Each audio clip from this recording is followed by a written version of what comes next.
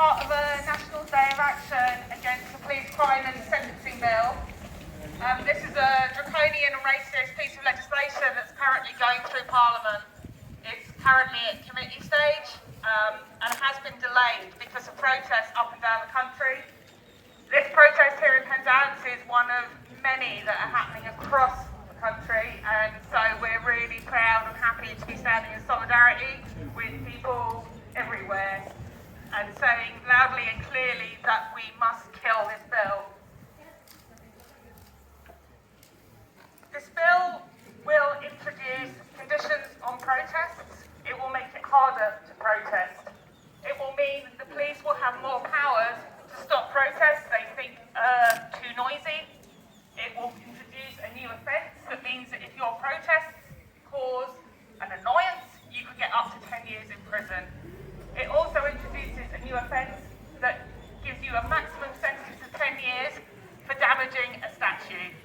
So in this bill, you could get a larger sentence and a longer sentence than the average sentence given to a rapist in this country.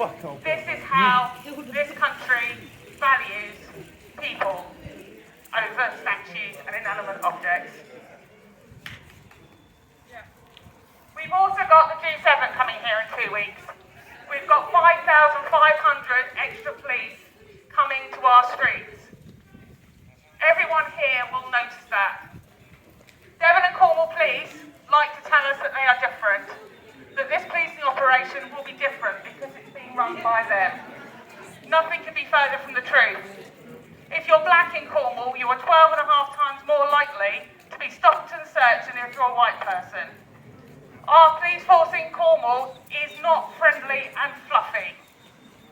Do not be fooled.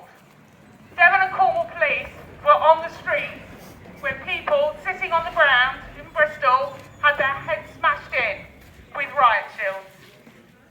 Do not believe their hype. We are about to see and already seeing an oppressive policing operation taking place in Cornwall. People known to be organising actions have had visits from the police.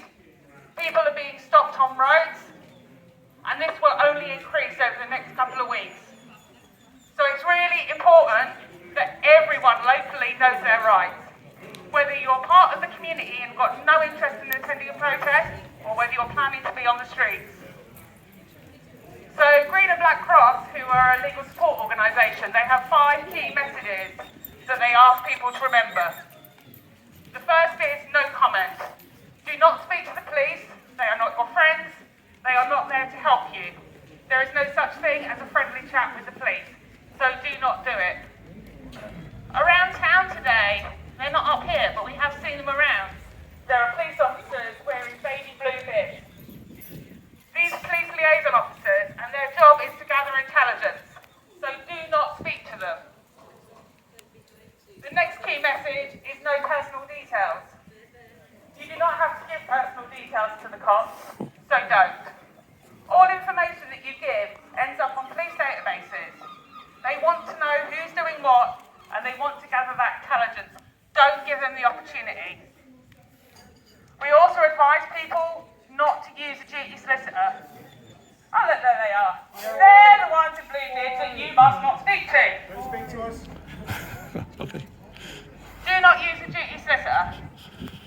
Duty solicitors are, they can be good, but they do not know protest law. So we have 2 firms of solicitors that we'll be recommending people use throughout the G7. These are people who have a lot of experience in protest law and will be there and be on your side and know what to do.